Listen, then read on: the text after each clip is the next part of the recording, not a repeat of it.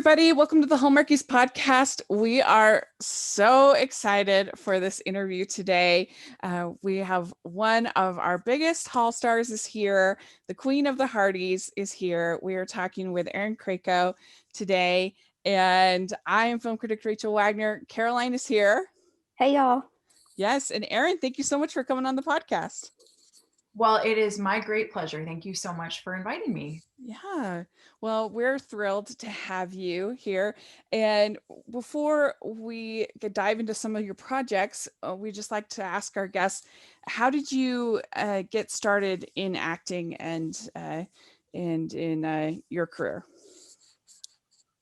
Oh my, well, this is going back a couple of years. How did I get started? Well, I mean, I guess it sort of depends on what you consider starting, but I'll just let you know when I got the bug. I was five and a half when my brother was born, and I was very used to having all of the attention. And so I suddenly had to share. My parents were very good about giving us both attention, but it was never enough for young Erin. So I started just kind of, doing like silly characters around the house and stuff. And when there were opportunities to be in plays at school or in community theater, that was always something that I was interested in and participated in. So I would say I certainly have my brother to thank. And then as far as like, when I started taking it more seriously, I was very lucky in that the town where I grew up in Florida, we have this incredible art school, the Alexander W. Dreyfus Junior School of the Arts. Long name, but great school. And so I went to this performing arts high school and I studied drama there, and they really took it quite seriously. And that was really where I decided that I wanted to make a career out of it and audition for theater schools in college and see if I could make a real go of it. So how was that? That was a long answer. No, that was great. That was really great. So that sounds, so did you start acting pretty early then? Well, yeah. I mean, again, it depends what you consider starting. Right. Like for me, I was doing school plays and things like that. Yeah. I wasn't doing anything Like professional professional. at a young age, but yeah, I was acting since I was a kid. Great. Well, so your role as Elizabeth, that must have been very exciting when you got the role in For One Calls the Heart. Yes, of course. I mean, being an actor, there isn't very much job security, and you're kind of bouncing from one thing to the next. And I have been very lucky. Call it lucky, call it blessed, whatever you're comfortable with. I'm very grateful to have had the opportunities I've had, and One Calls the Heart was a project that I felt very connected to from the very first time I read the casting breakdown or learned anything about the project. And so obviously that enthusiasm was there from me, but to find out that they liked me back, that was a great feeling. And here we are 8 years later. Amazing. Yeah. What is your favorite part about playing Elizabeth? These favorite questions always get me, Caroline, because I am, as you know, pretty indecisive and I have a hard time choosing, but You're welcome. Thank you so much. She's got personality, folks. But as far as my favorite part of playing Elizabeth on One Calls the Heart, I think the first answer that comes to mind, and this probably is my answer, is the people. I love the people I work with. I can't say enough good things about them. I've met some of my very best friends working on One Calls the Heart. I miss them when I'm not in Canada. I miss our entire cast and crew. It's just made up of some really, really incredible human beings, and so they come first for me. They're my favorite part. That's great. Good Yeah, we've answer. really enjoyed any time that we've gotten to talk to anybody, especially Andrea. We've been able to interview her like 4 times, I think. So we love anybody we've gotten to talk with on What Calls the Heart.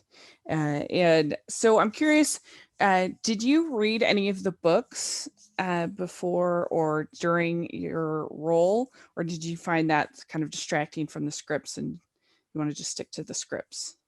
I did. I haven't read all of them, but I did, before starting, read some of Jeanette Oak's incredible work. Uh, Obviously, very grateful for her because she inspired it all, the entire world of Hope Valley and One Calls the Heart. Uh, I never felt any pressure to try to replicate anything. I never felt like anyone was putting pressure on me to deliver a certain performance based on Jeanette's beautiful books, or based on the character that Poppy Drayton so beautifully originated in the One Calls the Heart movie. Um, it always just felt like I had a very real freedom to bring this character to life in the way that felt most authentic to me and my performance. And I'm really grateful that I was given that freedom. Yeah. Yeah. So now we have this love triangle in these last couple seasons. And so do you find yourself thinking, kind of putting the pieces together for yourself and trying to decide who you think that Elizabeth should be with, or do you just let the writers figure that out? Great question. Well, I have been pretty involved in that process. John Tinker, our new showrunner this season, he's been incredibly collaborative. He's been a great partner in bringing season 8 to life. And yeah, I mean, I don't do a ton of sitting back and letting things happen when it comes to One Calls the Heart. I care deeply about our show, and I've been probably more involved than I should from very early on. But the truth when it comes to this big decision and the love triangle is that there were a lot of people weighing in here. We had all of our producers, our writers, the network. There were a lot of people that we wanted to please, and obviously it's a challenging situation now because Kevin and Chris are both so remarkable, and their characters are as well. And our Hardys are very passionate about who they think Elizabeth should end up No. with. Yeah, it's true. And so it's just been a challenge to navigate this story. Anyway, this was sort of a long-winded here, So but do you, I know you can't tell us which team you're on, but do you secretly have a team? no, I think the bottom line here is that because both guys are so wonderful, I really would have been truly, truly happy with either one. And I mean that genuinely. Um, they are incredible human beings to work with, and the characters that they've brought to life are both really wonderful for lots of different ways. So I don't think we could have gone wrong here. Mm-hmm. We just had to make it. Do you think that in this season they will be successful in, because one thing about the love triangle is that once she makes the decision, we have to really feel like she's in love with the person, right? Like, and so do you think they'll be able to, are they going to be able to get that passion in the when she does choose finally when she makes the choice? Oh, you want passion, huh? Yeah, we Okay. do. Yeah. I would say there's a fair amount of heat in season 8. Yes. Sure. Yeah, I would say that. That's great. That's good. We love your scenes with the children. Like, what is it like seeing them like grow up before your eyes like that? Caroline, it's kind of a rough transition going from the heat and the passion of the love triangle scenes with the children, but I'll go with it. Let it You flow. know, those scenes with our child actors, including the Taylor twins who play Little Jack, they are some of my very favorites. And that was an unfortunate an unfortunate situation this season, just because, with the pandemic, we felt very protective of the kids.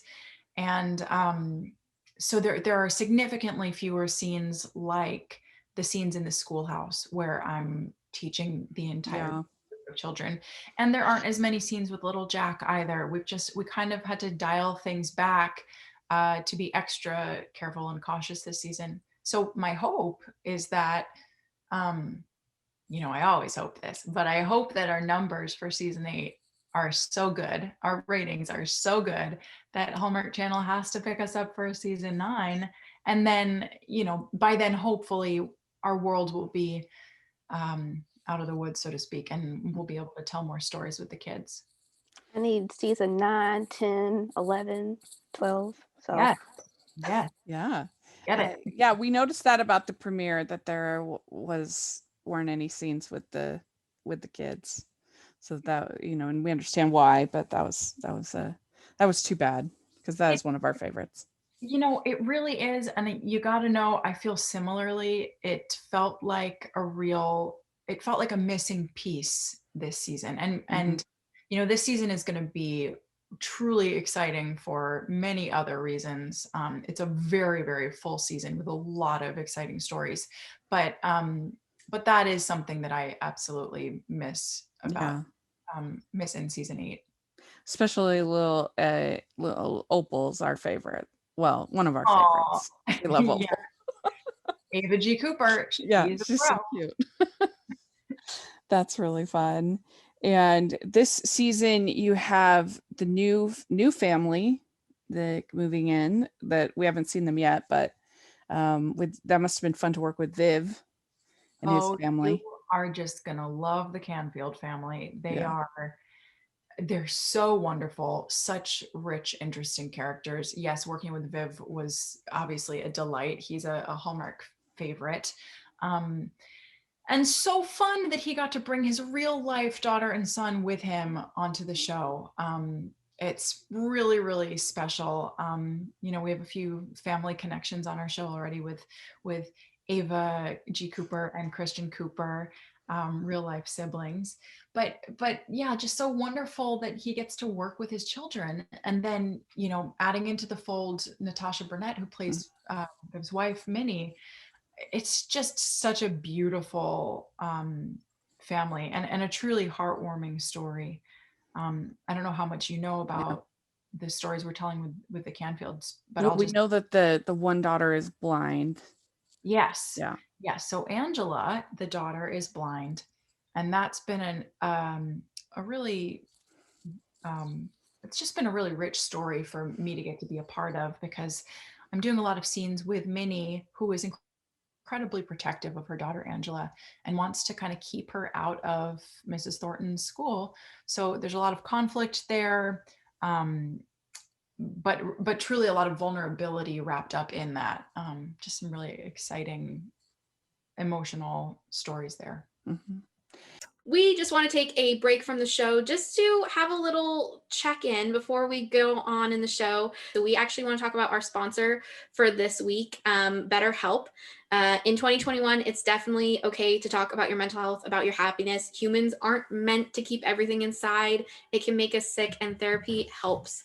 But what is therapy exactly? It's whatever you want it to be. Maybe you're not feeling motivated right now. Maybe you need some tools to help. Maybe you've got stress, insecurity, problems in your relationship, are not dealing well with things going on in your life. And that's what therapy can be. And whatever you need, don't be ashamed, because normal humans struggle and they start to feel better, and that's okay. It's good to start to feel better because you deserve to be happy. And now you don't have to worry about finding an in-person therapist near you to help. BetterHelp is customized online therapy that offers you video, phone, or a live chat session with your therapist, so you don't have to see anyone on camera if you don't want to. The good thing is BetterHelp is much more affordable than in-person therapy, and you can start communicating with your therapist in under 48 hours. Join millions of people who are seeing what therapy is really about. See if it's for you. because you are your greatest asset. So this podcast is sponsored by BetterHelp, and Hallmarkies podcast listeners can get 10% off of their first month of Better at betterhelp.com/Hallmarkies. That's betterhelp.com/Hallmarkies. Tell us about It Was Always You coming up this weekend. Tell us about the story, a little bit about the story, your role. I can't help but smile every time I think about this movie. It is truly one of my favorites. I am so excited to share it with our viewers. It was just this fantastic script written by Kathy Clovis. As soon as I read it, I knew I loved it. I knew Tyler would be perfect in this role, and he unsurprisingly delivered. He was just so much fun to work with. The story is about this woman, also named Elizabeth, who is really just kind of following her life plan according to her lists. So she's going to college and then dental school and then getting engaged to the man she expected she should marry, and just really doing everything according to a certain plan. And she, there's a storm that knocks out the bridge, and so she's separated from her fiance, and she's forced to continue planning her wedding with the help of his brother David, played by Tyler. And it's over the course of this time that they spend together, and their unorthodox friendship, I guess, that Elizabeth discovers she's just lost sight of who she really is and what actually makes her happy. And Tyler's character really helps her reconnect with that sense of self and that happiness. And it's through that self-discovery, really, that she realizes perhaps she's not engaged to the person she's meant to be with. That sounds I don't fun. want to give away too much, but Yeah. I will say sparks fly. Ooh. It's popcorn. It's really nice. Yes, Caroline, popcorn. Sparks fly. There's popcorn. What else do you need? It's a really nice romance, and I couldn't be more excited about this one. That sounds really fun. I'm excited. Can you give any behind the scenes like stories with Tyler, working with Tyler? Is he fun? Was he fun to work with?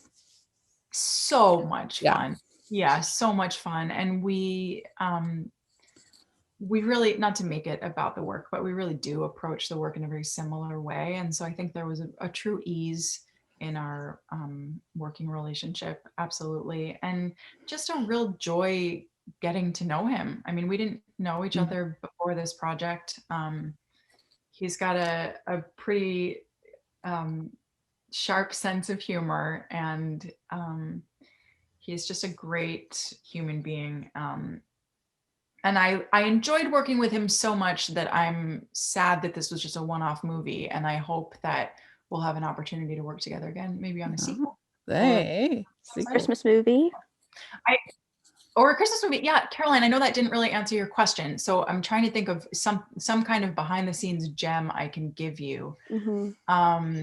I will say he made me laugh a lot. Like, he probably didn't break character more than once on this whole movie, and I was constantly doing it. Just, oh, you know what? I got one for you. So we're doing a scene. The camera is on me. It's my coverage. So he apparently felt the freedom to do whatever he wanted off camera.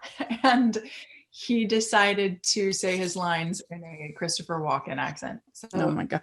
I did the best I could to keep it together, but there was a lot of laughter, and I tried and failed to get him to stop, because at a certain point he just couldn't shake the accent. It's very good. Hey, I'll have to ask him that next time we interview him to get the Christopher Walken impersonation. Well, this is a really fun cast in this movie. We've been able to interview Elisa Rotaro and Giles Panton, Nelson Wong. We love all three of them.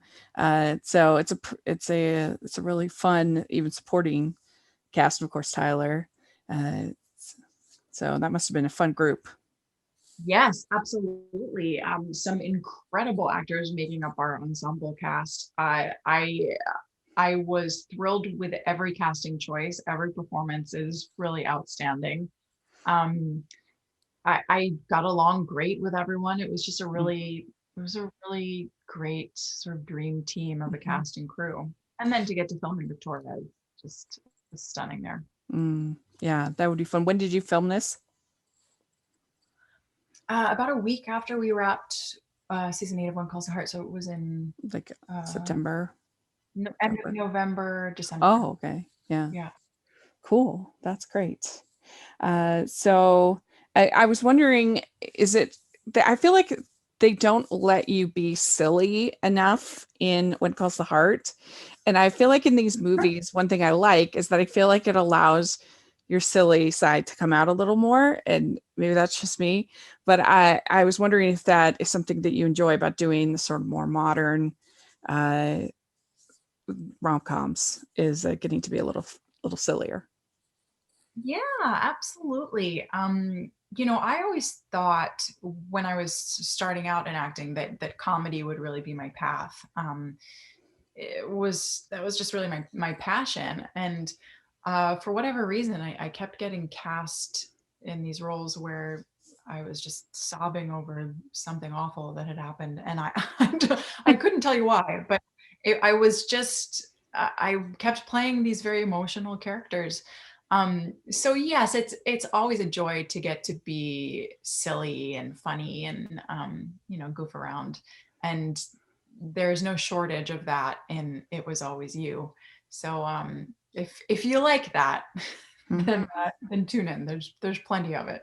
That'll be great. Very good. Well, you answered all our questions, and we really appreciate you coming and talking with us. And hope you have great success in the season and in the movie. And hopefully, we can have you back maybe again sometime, maybe towards the end of the season. That would be really amazing. Thank you so much. It was great chatting with both of you, Rachel and Caroline.